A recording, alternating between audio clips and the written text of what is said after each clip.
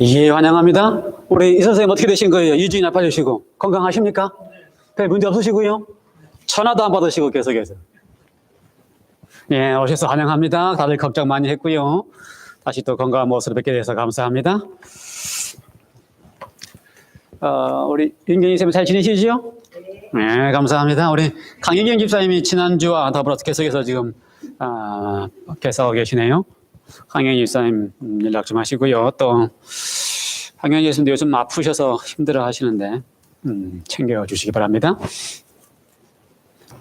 예.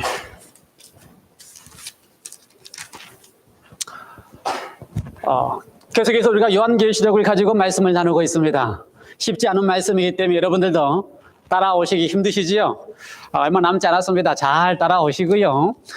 요한계시록의 말씀을 통하여 우리가 애를 씁니다. 요한계시록의 말씀을 또 어렵고 무서운 말씀처럼 들리는 말씀들을 가지고서 거기에 하나님의 품성에 맞게, 하나님의 사랑에 맞게 다시 확인하고 살피기 위해서 애를 쓰고 있습니다. 그래서 우리가 늘 하는 것처럼 하나님의 마음으로 읽는 하나님의 말씀을 다시 하나님의 마음으로 읽고 이해하기 위해서 애를 쓰고 있으니까요. 힘드시더라도 끝까지 잘 따라와 주시기 바랍니다. 언제든지 질문이 있으면 하셔도 되고요.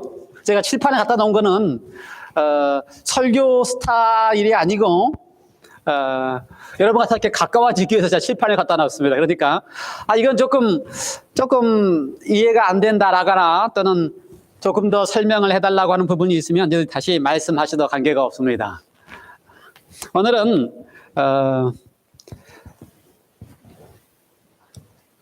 제목이 마지막 7재앙이라고 하는 제목입니다. 15장과 16장에서 나오는 마지막 7재앙, 하나님의 진노의 마지막 7재앙에 대한 이야기를 하려고 하는데 파트 1입니다. 그래서 15장과 16장을 두 차례에 걸쳐서 설교를 하려고 생각을 하고 있습니다.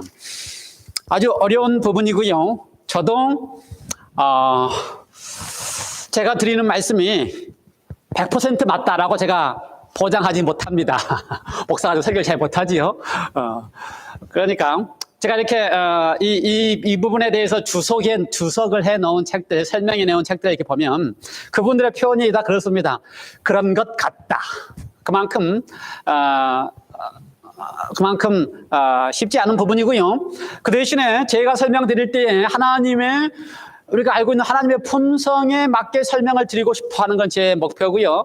그 속에서 하나님의 품성을 어떻게 볼 수 있을까? 마지막 하나님의 7재앙에서 하나님의 품성이 어떻게 보이는가라고 하는 것을 중심으로 살펴보려고 합니다.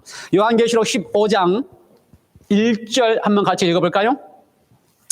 요한계시록 15장 1절입니다. 15장 1절, 그 다음에 15장 7절, 16장 1절 이렇게 세 절을 읽겠습니다. 15장 1절, 7절, 16장 1절. 15장 1절입니다. 또 하늘에 크고 이상한 다른 이적을 보매 7 천사가 7 재앙을 가졌으니 곧 마지막 재앙이라 하나님의 진노가 이것으로 마치리로다. 예, 7절을 보겠습니다. 15장 7절. 내 생물 중 하나가 영원토록 살아계신 하나님의 진노를 가득히 담은 큰 대접 7을 그 7 천사에게 주니 16장 1절. 또 내가 들으니 성전에서 큰 음성이 나서 7 천사에게 말하되 너희는 가서 하나님의 진노의 7 대접을 땅에 쏟으라 하더라. 세 성절절 다 거기에 등장하는 이야기가 뭡니까? 7 재앙, 그 다음에 마지막 7 재앙. 그 7 재앙이 뭐예요? 하나님의 진노. 그렇죠? 7 재앙을 통하여 하나님의 진노가 마친다. 그다음에 하나님의 진노를 가득 담은 금 대접 7을 7 천사에게 준다. 그리고 마지막 16장 1절에서는요. 너희는 가서 하나님의 진노의 7 대접을 땅에 쏟으라. 이 말씀을 다 읽고 난 다음에 어떤 느낌이 들어요? 무섭다. 끝이다. 마지막 진노의 자기가 끝이다. 좋은 경우예요. 끝이다. 또 무섭다. 끝이다. 또요. 다른 분 또 있어요? 빨리 끝났으면 좋겠다. 이 재앙이 빨리 끝났으면 좋겠다. 또요. 다 나왔습니다. 다 나왔어요. 이 세 가지 다 나왔습니다. 예, 하시의 핵심 포인트입니다. 첫째는 무섭게 느껴지고요. 두 번째는 끝인 것 같아요. 그 다음에 무섭게 느껴지고 끝이니까 이것이 빨리 끝났으면 좋겠다. 이 세 문제를 우리가 어떻게 이해하고 어떻게 다루어야 될 것인지 15장과 16장을 중심으로 한번 살펴보도록 하겠습니다. 무섭다 하는 문제 어떻게 할 것이고 마지막에 대한 문제 빨리 끝났으면 좋겠다. 빨리 끝났으면 좋겠다라고 하는 느낌이 다 있습니다. 그런데 실제적으로요. 마지막 7 재앙은 하나님의 마지막 진노의 7 재앙은 빨리 끝납니다. 레지 와이프는요. 이 부분을 설명하면서 이 진노의 재앙이 이렇게 설명했어요. 하나는 이 진노의 재앙이 전 세계적이지 않다. 지역적이다. 다행이지요. 지역적이다. 또 하나는 거의 6째 재앙까지도 지역적이라고 설명했습니다. 지역적이다. 될 수 있죠. 우리가 하는 식이 될 수는 있죠. 그러나 지역적이다. 그 다음에 기간이 길지는 않다. 그러니까 빨리 끝날 수 있습니다. 마지막이라는 것도 확실히 맞아요. 왜냐하면 마지막 진노의 재앙이고 마지막이라는 것은 그러니까 사실 이건 진짜 마지막입니다. 마지막 7 재앙은 진짜 세상 역사의 끝입니다. 마지막이에요. 마지막이라고 하는 개념에서 살펴볼 때에 하나님의 진노의 마지막 재앙은 사실은요 14장과 15장과 16장의 개념에서 보면은 인류의 운명이 끝나고 난 다음에 생기는 재앙이라고 보여집니다. 그 말은 무슨 말이냐면 하나님이 마지막 호소를 다 마치고 난 다음에 일어나는 사건이라는 것입니다. 더 이상 하나님이 호소를 해도 뭐라고 해요? 중보의 호소를 해도 듣지 않는 완전히 거절되어지는 이후에 일어난 사건이라고 이해가 됩니다. 그래야 마지막이 되지요. 그래서요.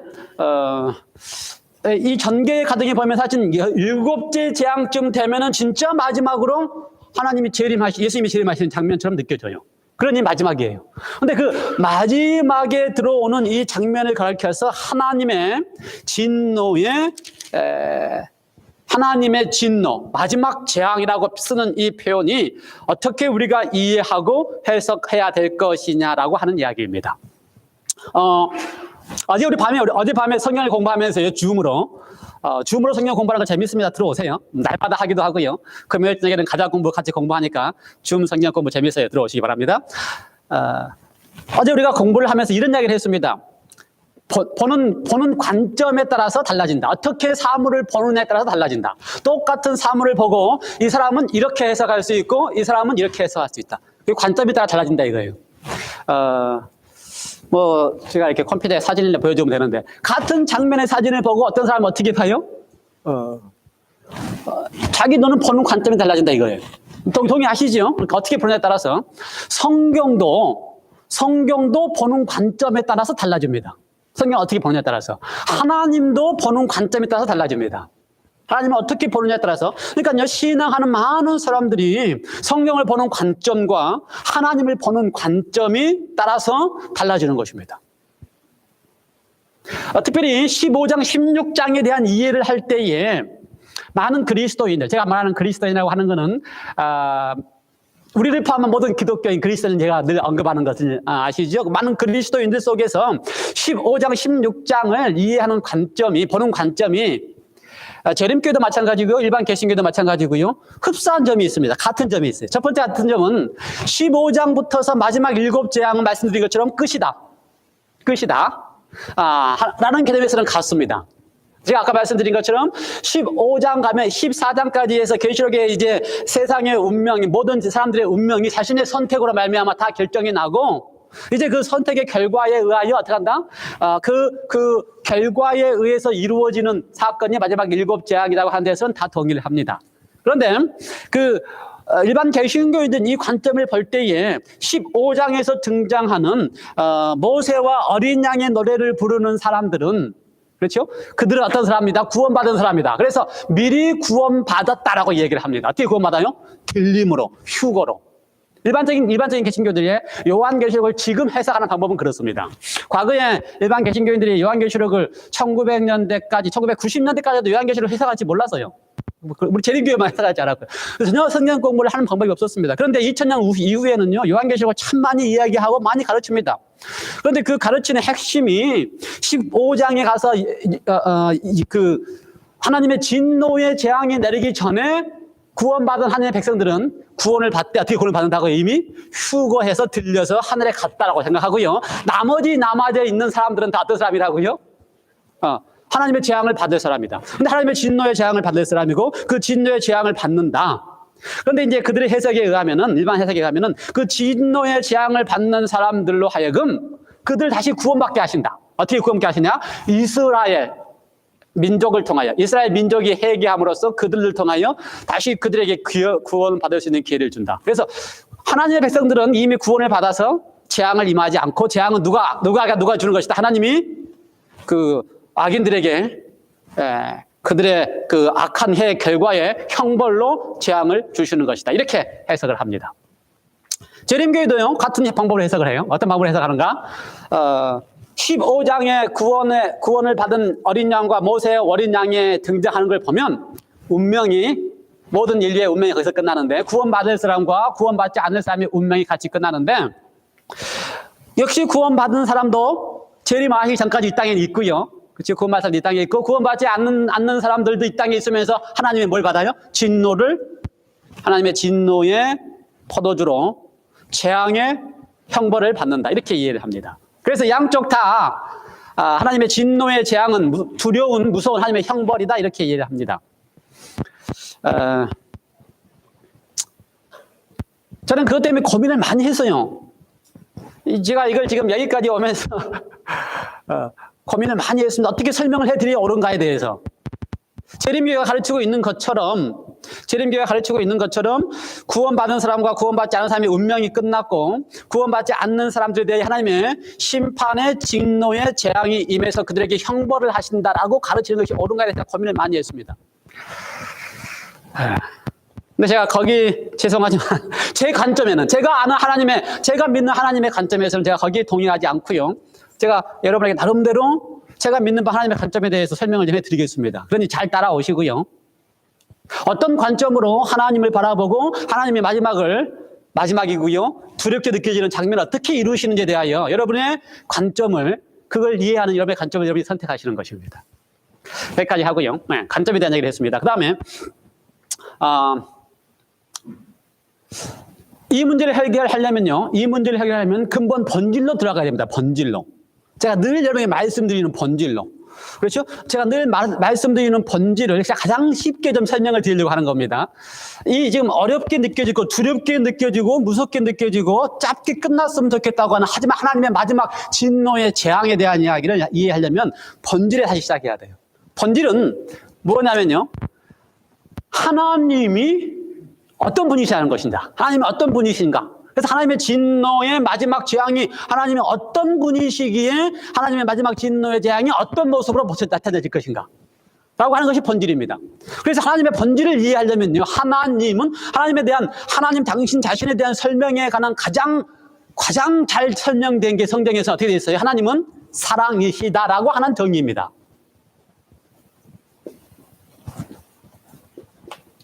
요한 1서 4장 8절. 그렇죠. 하나님은 사랑이시다라고 하는 정의. 하나님은 사랑이시다. 이건 다 모든 기독교인이 다 동의합니다. 모든 그리스도인이 다 동의해요. 하나님은 사랑이시다. 여기에서 다 출발하는데, 이 하나님의 사랑이시다라고 하는 출발 가운데서 대부분의 기독교의 신교군, 구교든 또는 재림교회까지 다 포함해서 하나님의 사랑이시다 할 때, 하나님의 사랑에는 어떻게 정의해요? 제가 두 가지를 다 말씀을 드립니다. 어떤 관점으로 하나님을 선택할 것인가 여러분이 달렸기 때문에 제가 그랬어요. 두 가지 관점을 다 설명을 드립니다. 재림교회를 비롯한 모든 개신교인들은요, 심지어 구교까지도 하나님은 사랑이다라고 안 가르치는 교회가 없습니다. 하나님은 사랑이라고 안 가르치는 목사가 없어요. 그렇죠? 하나님은 사랑이다라고 가르치는데 하나님의 사랑을 정의할 때 하나님의 사랑은 일반 모든 기독교인들은요. 재림교의 표를 해서 하나님의 사랑에는 뭐가 있다 그래요? 자비와 공의로 되어 있다 이렇게 정의를 합니다. 이게 하나님의 사랑이다. 하나님의 사랑에는 뭐가 있다? 자비와 공의가 있다. 그렇죠? 제가 일반 모든 기독교인이 생각하고 있는 재림교를 표현해서 자비와 공의가 있다라고 이야기를 합니다. 그래서 하나님이 자비하시고 공의하시고 심지어 자비와 공의가 어디서 만났다 그래요? 십자가에서 만났다. 그렇게까지 이야기를 합니다. 이게 무슨 말인가? 일반적인 생각에 의하면요, 일반적인 공의에 대한 정의에 의하면요, 공의는 어떻게 돼요? 공의는 반드시 그 하나님의 공의에 의해서 뭐라 그럴까요? 이건 일반적인 하나님의 사랑이다라고 하는 정의에 구교나 신교든 간에 모든 기독교가 가지고 있는 정의에 의하면은 공의에 의해서 하나님의 공의로우시기 때문에 공의로우신 분은 어떻게 해요? 반드시 어떻게 합니까? 그 죄에 대하여 어떻게 하신다고요? 형벌을 하셔야 된다고 믿습니다. 하나님이 공의롭기 때문에 그 죄에 대하여 형벌을 하신다. 죄에 대하여 형벌을 하지 아니하시면 공의로우신 분이 아니다라고 생각을 하세요. 그래서 심지어 십자가가에서 예수님이 십자가에 돌아가신 것은 그 인간의 죄의 형벌을 대신해서 죽었다고 생각하셔요. 그래서 공의는 반드시 뭐가 등장해요? 그 죄에 대한 형벌이 등장합니다. 그렇죠? 그래서 일반적으로 개신교인들은요, 하나님이 공의롭기 때문에 그 형벌로 뭐가 있어야 돼요? 지옥이 있어야 됩니다. 그렇죠? 그래서 악한 사람 어디로 가야 돼요? 지옥에 가요. 그래 하나님이 공의롭지. 그러니까 일반 개신교 만나서 성경 공부해 보세요. 다 이렇습니다. 하나님이 공의롭기 때문에 지옥이 있어야 되는 것입니다. 지옥이 없다고 가르치면요, 하나님이 공의롭지 않다는 것입니다. 왜요? 악인들에게 대해서 하나님이 형벌로 지옥을 주셔야 되는데 지옥이 없다면 어떻게 하나님이 공의로울 수 있느냐? 이게 일반 개신교자의 머릿속에 있는 생각이에요. 그렇게 생각하세요? 일반 대부분이 생각합니다. 하나님이 공의로우시면 어떻게 해야 된다? 공의로우시기 때문에 형벌을 하셔야 되고 형벌의 대가로 지옥이 있다. 재림교회는요, 자비와 공의가 있고 하나님이 형벌을 하시는데 지옥은 없답니다. 그렇죠? 형벌을 어떻게 해요? 지옥은 없고 형벌은 불로 소멸하신다. 이게 재림교가 가지고 있는 이 지옥은 없고 형벌을 하신다 이런 개념입니다. 그러니 형벌을 하시기 때문에 뭐 하시는 거예요? 하나님이 일곱 진노의 재앙으로 누구에게? 악인들에게 형벌을 하신다. 이게 일반적인 생각입니다. 이게 일반적인 생각. 이게 하나님의 사랑이시다를 정의하는 일반적인 생각입니다. 우리도 이거 참 많이 들었어요. 저도 어렸을 때부터 평생 이렇게 듣고 살았습니다. 그런데 이제 조금 더 하나님이 사랑이신다라고 하는 정의를 다시 제가 이제 지난 10년 동안 여러분에게 하면서 정의로 돌아가 보겠습니다. 하나님은 사랑이시다. 사랑의 특징은 하나님이 사랑이신데 사랑의 특징은 하나님만은 다릅니다. 달라야 돼요. 이런 공의는 누구한테 필요해요? 죄인들은 공의가 있어야 돼요. 죄인에게 있어서 공의가 없으면요, 불공평하게 돼요. 공평하게 되려면 죄인들에게는 반드시 공의가 요구돼야 돼요. 그래서 하나님이요, 죄인들에게, 그러니까 죄인인 그 이스라엘 왕들에게 공의롭게 통치하라는 이야기를 참 많이 했어요. 죄인들에게 공의가 없어지면 문제가 많이 생기기 때문에. 근데 하나님의 정의할 때 하나님의 사랑이 뭔가? 저는 하나님의 사랑의 정의를 이렇게 합니다. 하나님의 사랑은요, 하나님이 사랑이실 때는 두 가지 커다랗게 사랑을 설명할 수 있어요. 사랑이 뭔가? 하나님의 사랑은 첫 번째, 선택의 자유를 주는 사랑이다. 그 다음에 하나님의 사랑은요, 선택의 자유를 주고 난 다음에 절대로 강제할 수 없는 사랑이다.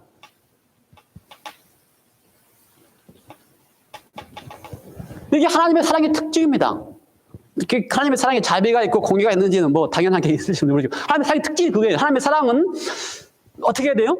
선택의 자유를 줘야 됩니다. 사랑이 자유를 안 주면요, 그때부터 뭐예요? 강제가 됩니다. 그렇죠? 내가 너를 사랑해. 너 나를 사랑해야 돼.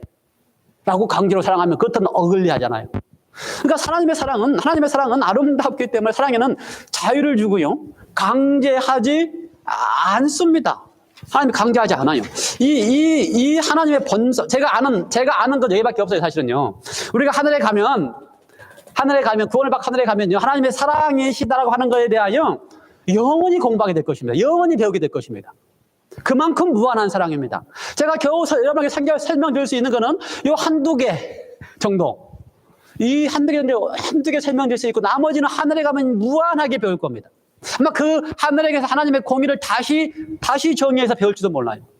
무한하게 배울 겁니다. 그런데 하나님의 선택의 자유를 주고 강제할 수 없고요. 하나님의 사랑이시기 때문에 우리가 아는 대로 뭐 해요? 하나님은 창조를 하십니다. 그렇죠? 우리가 늘 하는 이야기죠. 하나님이 왜 창조하셔요? 하나님이 사랑이기 때문에 창조해요. 사랑은 왜요? 사랑을 주고 싶어서 창조하셔요. 그러니까 창조를 하십니다. 그래서 하나님은 창조를 하시는데, 창조를 하시고 나면 어떻게 해야 돼요? 선택의 자유를 줘야 돼요. 물어봐야 돼요. 너가 창조돼서 하나님의 자녀로 살아가는 것이 행복한가 안 한가? 오라는 거 아는가 물어봐요. 선택의 자유를 줘야 돼요. 그래서 그 선택의 자유를 준 것이 곧 뭐예요? 우리가 아는 것처럼 살 수도 있고 죽을 수도 있는 걸 선택하라고 하는 것입니다. 너에게 선택의 자유가 있다. 살 수도 있고 죽을 수도 있어. 그게 뭐예요? 선악까지요. 선악이 아는 열매가 뭐라고요? 이게 선택의 자유입니다. 너에게 살 수도 있는 권한을 줬고 살 수도 죽을 수도. 선택의 자유를 주고 물어봐야 돼요. 그러니 선택의 자유를 주고 나면 하나님이 뭐가 생겨요? 문제가 있어. 잘못 선택할 수도 있어요. 그러니 우리가 에베소서 공부하면서, 에베소서에서 우리 그 줌으로 공부하면서 뭐라 그랬어요? 하나님이 창세 전에, 만들기 전에 선택의 자유를 줄 수밖에 없는 하나님이시기 때문에 만드시기 전에 이 선택의 자유를 주고 나면 문제가 생길 수 있어요. 그렇죠? 자유가 있으니까. 그러니 문제가 생기면 어떻게 한다는 겁니까? 창세 전에. 그래서 창세 전에 미리 예정하셨어요. 뭘 예정하셨어요? 예, 문제가 생기면 어떻게 하겠다? 예수님을 통하여 책임지겠다. 예수님을 통하여 책임진다는 약속을 하셨습니다. 자, 이게 잘 이해하셔야 돼요. 이 상황을 잘 이해. 선택의 자유를 주고 난 다음에 선택의 자유가 있어요. 선택의 자유가 있다고 하는 말은 무슨 말이에요? 쉽게 이야기하면 이것도 할 수 있고 이렇게도 할 수 있고 마음대로 할 수 있다 그 말입니다. 그러면 내가 선생님한테 교사님 뭐 마음대로 다 할 수 있어요. 그래 놓고 나서 이것을 하세요 라고 하면 제가 선택의 자유 준 거예요? 안 준 거죠. 잘 기억하셔야 됩니다. 선택의 자유를 주신 하나님이 선악과를 주면서 우리에게 명령으로 선악과를 따먹으면 너는 죽는다 명령하시면요, 그걸 선택의 자유 안 준 거예요. 그러니까요, 하나님은 선택의 자유를 주시는 하나님은요, 명령이 없습니다. 명령할 수가 없어요. 그러니까 계명 자체가, 우리가 지난번에 계명이라고 하는 것을 이야기할 때, 율법을 이야기할 때 그것이 하나님의 명령이나 하나님의 계명이 아니에요. 그게 뭐라고 이야기를 해요, 우리가? 언약이라고, 약속이라고 이해를 해요. 그러니까 관점이 바뀌어야 돼요. 하나님에 대한 관점이 바뀌면 계명이 명령으로 안 들리고 무슨 관점으로 볼 수 있어요? 약속, 언약, 율법이 약속, 언약으로 볼 수 있어요. 이게 각 관점이 바뀌어야 돼요. 하나님을 보는 관점이 바뀌어야 돼요. 그래서 하나님이 이렇게 선택의 자유를 주는 하나님이라면 선악과는 뭐라고요? 내가 순종하는지 불순종하는지 보기 위한 하나님의 시험, 이런 게 아니에요. 선택의 자유를 주어놓고, 그러니까 하나님이 명령했는데 그걸 불순종했기 때문에 너희가 죽는다, 이런 개념이 아니라고요. 자신들이 선택을 했어요. 잘못 선택한 거예요. 하나님은요, 선택을 잘하라고, 살자라고 계속 호소하는데도 불구하고 누구에게 속았어요? 사단에게 속아가지고 뭘 선택한 겁니까? 하나님이 없이 살 수 있다라고 선택한 거예요. 하나님의 사랑이 틀렸다고 선택한 거예요. 그게 선택한 거예요, 자기가. 그 자기의 선택의 결과가, 그렇죠. 선택의 자유를 주고 선택의 그 결과가, 그게 뭐예요? 사망입니다. 자기가 선택한 결과가 사망이에요. 그 두 차례 이해하시겠어요? 그렇죠? 하나님이 여기서 시작부터서 어떻게 하셨어요? 율법을 주시고 명령을 하셔가지고, 명령을 불순종하면 그 값이 재고, 그 값은 형벌, 사망의 형벌을 하나님이 주시는 게 아니라고요. 그렇죠? 우리는 대부분은요, 하나님이 너가 불순종했으니까 죽이겠다, 이렇게 읽어요. 거기 성경에 이렇게 안 돼 있어요. 하나님이 죽인다고 안 돼 있어요. 하나님이 절대로 형벌을 주시지 않아요. 하나님을 죽이시지 않습니다. 선택의 자유를 주실 수밖에 없는 사랑을 하시기 때문에 그 선택의 자유로 그들이 그렇게 선택해서 죽기로 선택하면 하나님 어떡하실까요? 기뻐하실까요? 그럴 일은 없지요. 가슴이 찢어지시겠지요. 네. 가슴이 찢어질 겁니다. 안 되면 자기 아들인데, 자기 아들에게 선택의 자유를 줬는데 사망을 선택하기로 하면은 가슴이 찢어져요. 가슴이 얼마나 찢어져요? 가슴이 찢어지는 표현이 뭐라 그런지 아세요? 가슴이 찢어지면 하나님의 진노가 생겨요. 하나님의 진노는 하나님의 가슴 찢어지는 게 하나님의 진노입니다. 좀 덜 멋서졌어요? 네. 하나님의 진노는 뭐라고요? 하나님의 가슴 찢어지는. 하나님 왜 가슴이 찢어져요? 선택의 자유를 주고 난 다음에 잘못 선택해서 죽기로 선택한 걸 보면 하나님의 가슴이 찢어져요. 그게 하나님의 진노의 표현이라고요. 다르게 어떻게 표현하시겠어요? 하나님이. 그렇죠? 그렇다면 어디로 갔어요? 결과. 그러니까 이 차이가 아주 큰 차이입니다. 하나님이 공의이시기 때문에 죄인을 형벌하셔서 형벌하신다고 이거는 핵심은 하나님이 직접적으로 형벌하시는 겁니다.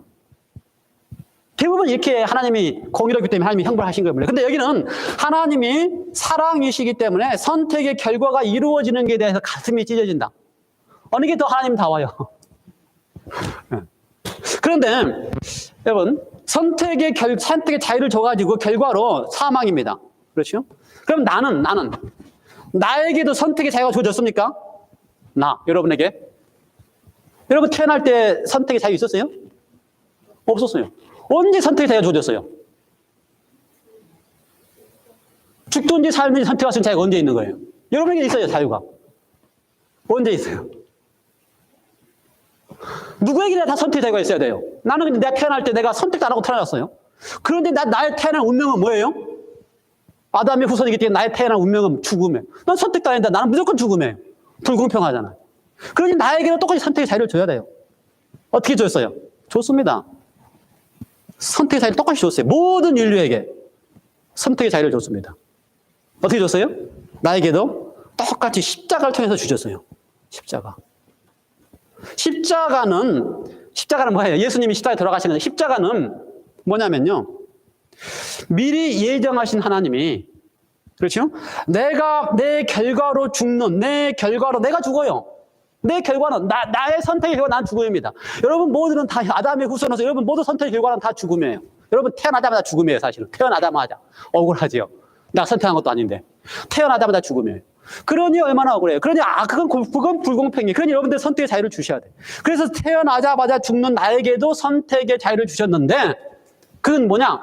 너가 태어나자마자 죽는 그 결과를, 나는 선택의 자유 없이 죽는 그 결과를 누가 대신 주었어요? 하나님이 대신 책임지고 죽었다 이 말입니다. 십자가는. 그렇죠?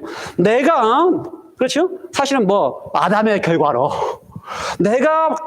나도 아담의 결과로 태어나자마자 죽는 사망의 그 결과를 받는데, 이 사망의 결과를 누가 받았다고 대신 한다고요? 십자가에서 하나님이, 예수님도 하나님이잖아요. 하나님이 예수님이라고 합시다. 헷갈리면. 예수님이 어떻게 했다고요? 대신 죽으셨다 이 말입니다.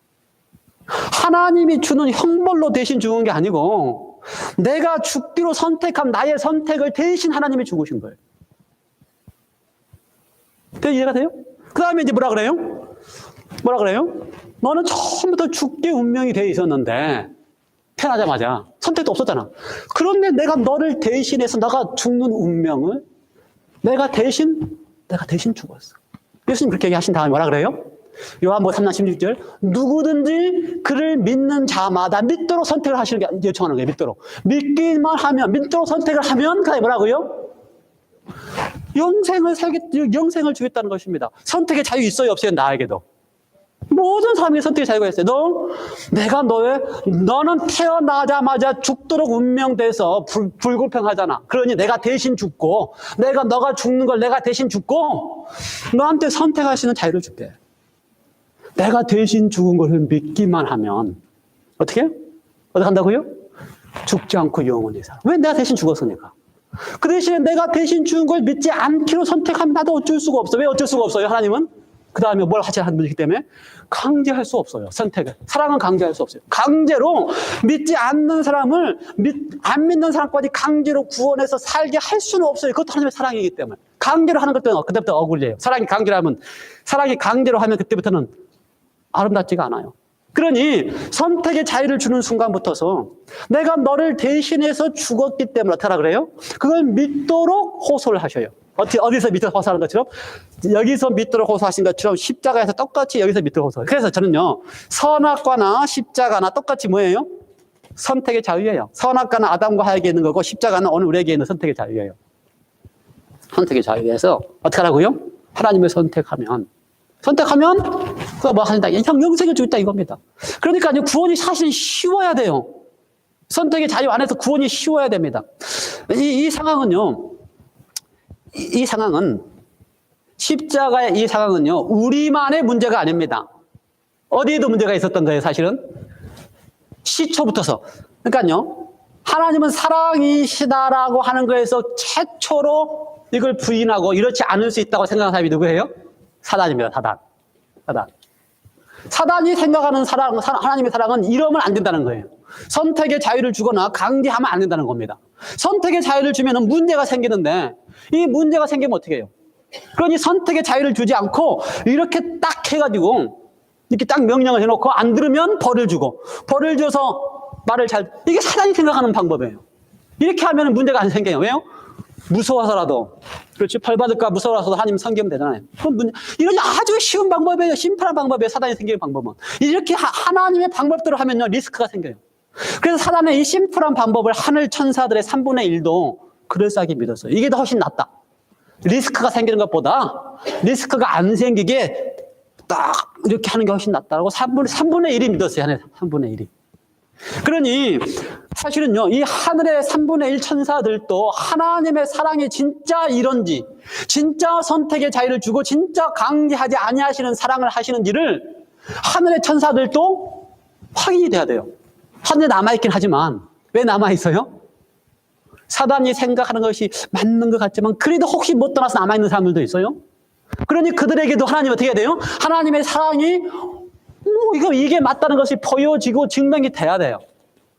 그래서 철저하게 하나님의 하시는 그 사랑에 그대로 세상이 운영되고 있습니다. 철저하게 선택의 자유를 주고요. 철저하게 선택의 자유를 주고요. 철저하게 강제하지 않고요. 철저하게 하나님이 선택의 자유를 준 다음에 하나님이 다 책임져서 십자가까지 보여주셔요. 그러고 나면 십자가까지 딱 보고 나니까 하늘이 뭐라 그래요? 하나님 당신은 의로우십니다. 그때부터서 뭐라 그래요? 의롭다라고 하는 말이 참 많이 등장합니다. 하나님은 어떻다? 의롭다. 의롭다고 하는 말하고 공의롭다고 하는 말은 전혀 다릅니다. 하나님이 공의롭다는 말하고 의롭다고, 하나님에 대해서 쓸 때는 항상 의롭다는 말만 써요. 의롭습니다. 하나님 당신은 의롭습니다. 왜요? 십자가를 보여주고 나니까 드디어 하늘에 있던 천사들도 뭐가 느껴져요? 하나님 당신은 진짜 이렇게 사랑을 하시는 분이시군요. 그러니 하나님은 의로우시군요. 이해가 돼요? 그러니 심지어 사단이 쫓겨나도 할 말이 없어요. 왜요? 드디어 하나님 어떻게 했기 때문에? 의롭다고 하는 모습을 보였기 때문에. 그래서 십자가 때에 사단이 쫓겨났다고 그래요. 하늘에서 완전히 쫓겨났다. 요한계시록 12장에 의하면은. 왜요? 왜 그렇게 이야기를 해요? 더 이상 하늘에 가서 하나님의 사랑이 틀렸다고 말할 수 있는 방법이 없어요. 여기까지 이해가 됐어요? 네, 이해가 됐어요. 그렇다면 하나님의 진노의 재앙이라고 표현한 이 표현이 무슨 말인가? 그렇죠? 그 다음에 우리가 지난주에 14장에서 읽었던 진노의 포도주로 마시게 한다 하면 7 진노의 재앙, 이게 무슨 말인가? 이걸 잘 이해하면 이제 됩니다. 이 틀 안에서 이걸 이해하면 돼요. 이렇게 이런 관점으로 선택하든지, 그래서 하나님이 진노의 재앙으로 형벌을 내리시고, 그렇죠? 악인들에게 형벌의 진노의 재앙을 내리신다. 이런 관점으로 여러분이 보든지, 아니면 어떻게 해요? 선택의 자유를 주시고 나서 하나님이 강제할 수 없는 사랑이 하나님이라면 어떻게 결과가 나는지 보시면 돼요. 그건 여러분이 선택하는 관점이에요. 그런데 하나님의 진노의 포도주, 또 진노의 마지막 재앙이라고 표현한 하나님의 진노.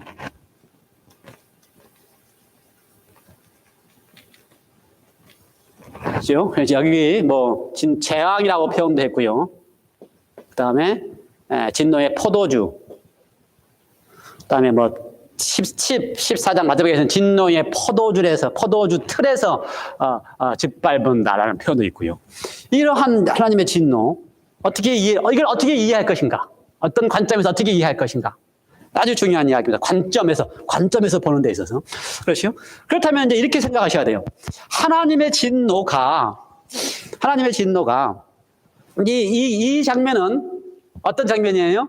십자가도 다 지나가고 모든 선택의 자유를 다 주고 선택의 자유를 다 얻은 다음에 그 다음에 어떻게 했어요? 다 선택했습니다. 선택이 끝났어요. 선택이 끝났다라고 가정을 해봅시다. 선택의 자유를 줬는데 선택이 끝났어요. 선택이 끝나면 어떻게 되는 거죠? 결과가 일어나는 거예요. 그렇죠? 내가 선택했는데 선택이 끝나면 선택에 뭐가 생기는 거예요? 결과가 생기는 거예요. 선택의 결과가 오는 것입니다. 그렇죠? 그러므로 선택이 끝나는 결과가 임하게 되어 있습니다. 결과가 임하는 거예요. 선택이 끝나면 결과가 있는 거예요. 이 결과에 대한 이야기를 할 때에 이 결과가 두 가지 관점이 있습니다. 이 결과가 이럴 때에 하나는 하나님이 공의롭기 때문에 그 선택의 결과에서 형벌을 하신다라고 보는 경우가 있고요. 하나님이 공의롭기 때문에 강제할 수 없어서 선택이 마지막 끝나고 나면 어떻게 해요? 그 결과가 자기가 선택한 대로 이루어진다는 것입니다. 그런데 이 둘 사이에 누가 등장해요? 여기에 사단이 등장합니다. 사단이 하는 일이 여기서 등장합니다. 사단이 뭘 하는가? 사단은 처음부터서요, 멸망케 하는 것이고요, 하나님께 대해서 반역하는 것이고요. 사단은 항상 하나님께 대해서 반역하고 멸망케 하는 것이 사단의 목적입니다. 그러면 그러면요, 뭐 하는 거예요? 멸망케 하려고 하는 거예요. 재앙을 줘서 멸망하고, 형벌을 줘서, 고통을 줘서 멸망케 하고, 멸망케 하는 것입니다. 그러므로 이 선택의 결과에 대하여 임할 때의 하나님은, 그렇죠, 그 결과가 임할 때에 사단은 잘못 선택하게 하고, 그 잘못 선택한 그 결과가 뿌린데도 이루어지게 하고, 그 결과가 이루어지는 것을 어떻게 해요? 하나님이 했다라고 얘기를 하면 돼요. 그럼 사람들이 다 속아 넘어가요. 예.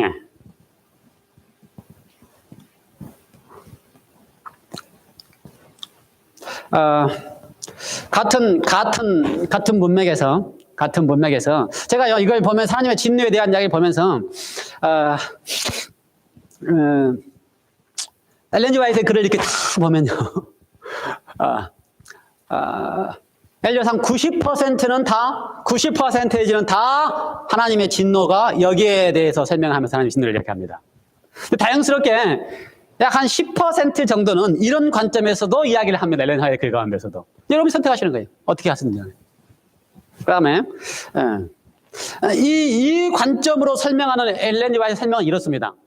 이 관점에서 설명하는 엘렌 G 화이트는 하나님이 직접적으로 죄인을 형벌하시는 자리에 서지 아니한다. 각시대서 영투 36쪽에 있는 이야기입니다. 하나님이 어떻게 해요? 직접적으로 죄인을 형벌하는 자리에 서지 아니하신다. 하나님 그런 분이 아니라는 겁니다. 하나님의 사랑이기 때문에 죄인을 가지고 공의로 형벌하시는 그 자리에 서 있지 않는 거예요. 진노로 죄인을 형벌하는 자리에 서 있지 않는다는 것입니다. 그러면서 설명했어요. 어떻게 이 진노의 재앙의 결과가 어떻게 임하는가? 이 결과가 어떻게 임하는가? 이렇게 설명하십니다. 어떻게 임하는가? 그동안 하나님께서 계속해서 모든 시대의 모든 백성 사람들에게 하나님이 호소할 수 있는 기간 동안에는, 호소하고 있는 동안에는 어떻게 한다고요? 하나님이 보호하시는 손길을 하실 수 있어요.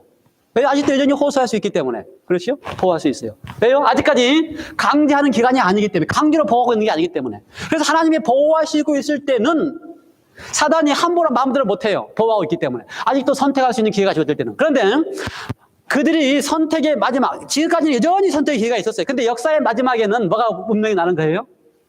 선택이 끝납니다.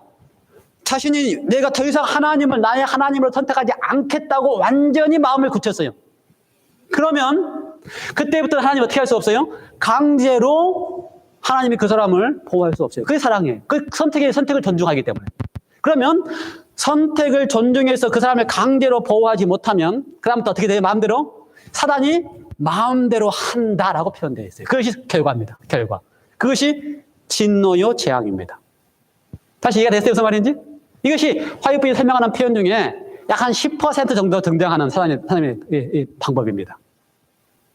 저는 이걸 택해, 이걸 원해요. 이게 하나님의 품성 같기 때문에. 다시 정리하겠습니다. 예, 선택의 자유를 주면은요, 잘못 선택한 결과가 끝까지 호소를 하십니다. 어디까지요? 더 이상 호소가 안 먹힐 때까지. 더 이상 호소를 해도 안 먹히면 어떻게 해요? 더 이상 강제적으로 보호할 수 없어요. 강제적으로 보호할 수 없으면 그때부터는 누가 마음대로 한다고요? 사단이 마음대로 한다고요. 그러면 뭐가 생긴다고요? 그때부터는? 나 리성이 뭐. 그때부터 뭐가 된다고요? 더 이상? 하나님이 강제할 수 없는 그 결과가 임한다고요. 그래서요, 이렇게 표현했습니다. 이 두 가지 예를 들어서 표현했어요. 사실 그게 성경적입니다. 제가 다음에 또 할 수 있으니까 다음에 더 설명을 드리면 이렇습니다. 사실 이 마지막 재앙하고 마지막 7가지 재앙하고 똑같은 장면이 사실은 앞에 등장합니다. 7나팔 속에. 그렇죠? 7나팔 심판 재앙 속에. 그런데 7나팔 속에서 7나팔을 불 때마다 땅에서 일어나는 사건이 마지막 7장에서 일어나는 사건하고 똑같이 등장해요. 똑같이 순서가. 그런데 7나팔을 보면요, 그것이 왜 그렇게 땅에 재앙들이 임하는지에 대하여 쉽게 이해할 수 있게 되어 있어요. 심지어 7나팔에 6번째 나팔에 가면요, 누가 그렇게 했어요? 하늘에서 떨어진 별이 무더기에서 올라와가지고, 그렇지, 누가 사단이, 그렇죠? 사람들에게, 입맞지 않은 사람들에게 고통을 준다. 6번째 가면요, 유브라데 강을 붙잡고 있던 천사들을 놓이게 하니까 그 천사들이 어떻게 했어요? 땅에 사람들의 전쟁을 일으켜 3분의 1을 죽인다. 이 근본을 들어가면 누가 하는 일을 언급할 수 있어요? 다? 사단이 하는 일이에요. 사단이 하는 일. 하늘에서 떨어진 별도 사단이 하는 거고, 그렇죠?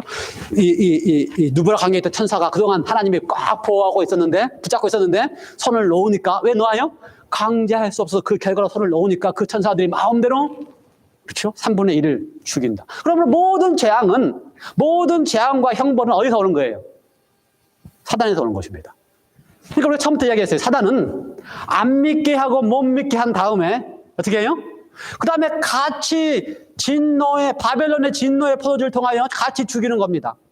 여러분이 안 믿고 못 믿는 이유는 뭐 때문에 그래요?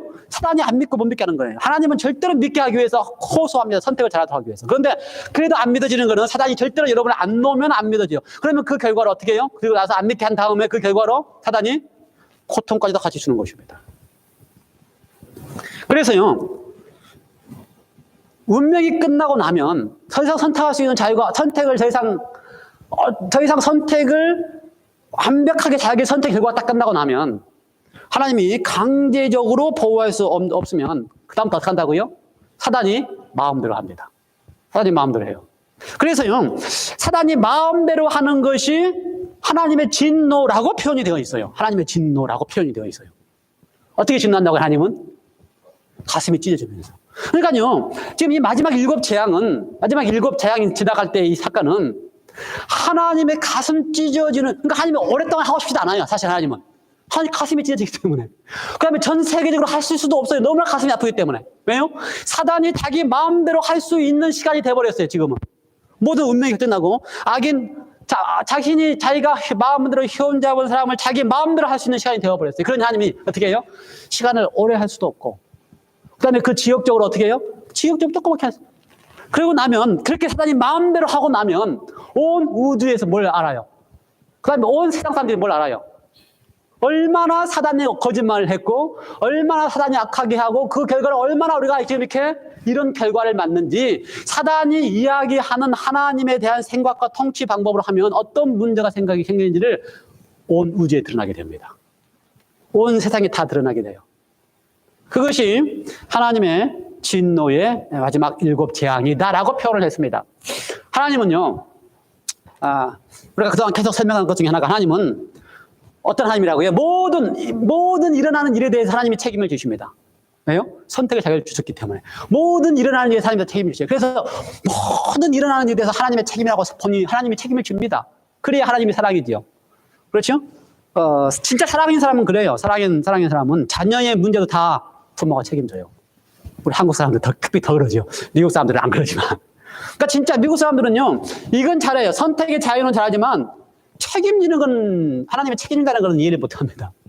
그 문화 자체가. 근데 한국 사람들은 책임에 대한 이야기는 잘해요. 모두가 책임지니까. 그런데 선택의 자유를 주는 것은 잘 이해를 못 해요. 이 문화, 사단이 다 막 혼합 속에 어쨌든 간에. 어디로 갔어요, 또? 어디로 갔어요? 예. 여기 이제 이걸 다시 이야기하면서 하나님이 왜 진노라고 표현했는가? 하나님이 왜 이걸 하나님의 진노라고 표현했는가? 왜 이걸 하나님의 진노라는 말을 써서 표현했는가? 우리가 진노라고 하는 말의 단어의 의미를 다시 생각했어요. 하나님의 진노라고 하는 것은 하나님의 마음속에 있는 거 뭐라고요? 열정. 그래서 정말 눈물이라고 그랬어요. 눈물. 그렇죠? 이렇게 되어지는 것이 하나님의 가슴 아픈 눈물이라고 그랬어요. 그런데 하나님이 다 진노로 내가 쏟는 것처럼, 내가 다 하는 것처럼, 다 하나님의 책임져서 하는 거예요. 내가 했다고요. 그렇죠? 내가 했다고. 그러니 하나님이 내가 했다고 하는 표현을 가지고 하나님이 직접 했다라고 표현하면 하나님을 이렇게 이해되는 것이고, 하나님이 내가 했다라고 하는 그 표현 자체가 뭐다? 그 하나님이 책임져서 하는 표현이라고 이해를 하면 어떻게 되는 거예요? 그때부터는 이렇게 선택해도 아무 문제가 없어요. 오케이. 이해가 좀 되셨습니까? 좀 덜 무서워졌습니까? 성경에 보면은요, 하나님의 진노 또는 하나님의 재앙, 진노의 재앙, 진노의 포도주, 이런 표현들이 등장합니다. 표현이 등장해요. 구약에서 여러 번 등장합니다. 특별히 어느 때 등장하냐면요, 이스라엘 백성들이 하나님께서 계속해서 호소했잖아요. 선지자를 보내고 이사야도 보내고 홍도했는데도 불구하고 계속해서 거절하면 그 결과가 뭐예요? 하나님이 손을 놓으면 선택의 결과로 이방 민족들이 와서 포로로 잡아가 고통을 받아요. 그러면 그걸 뭐라고 표현해요? 하나님의 진노라고 표현해요. 진노로 그렇게 됐다고 표현을 해요. 근데 실제로 하나님의 진노로 이렇게 된 거예요? 예, 어떻게 된 거예요? 선택을 하도록 계속 잘하도록 호소를 했는데 끝까지 거절하니 보호하는 손길을 놓을 때는 이방인들이 마음대로 하는 거예요. 사단을 통하여. 그걸 가지고 하나님은 내가 했다. 하나님이 자신이 진노한 것으로 표현하죠. 너무 많이 등장해요, 그런 표현들은. 그러므로 우리가 마지막 7 재앙을 이해할 때 7 재앙이 하나님의 마지막 진노로 죄인들에게 대하여 형벌하시는 게 아니고, 하나님 어떻게 하시는 거라고요? 가슴이 찢어지면서 그들의 선택의 결과를 존중해서 그 선택의 결과로 이루어지는 거에 대해 하나님은 가슴이 찢어지는 거예요. 그러니 하나님이 지금 호소를 하십니다. 그래서 하나님이 지금 호소를 하시는 거예요. 지금 선택의 자유가 주어져 있을 때 지금 우리 하나님께서 여러분에게 호소를 하시는 것입니다. 하나님의 호소 속에는요, 이런 말씀을 하실 때마다 뭐가 들어있어요? 제발. 그렇죠.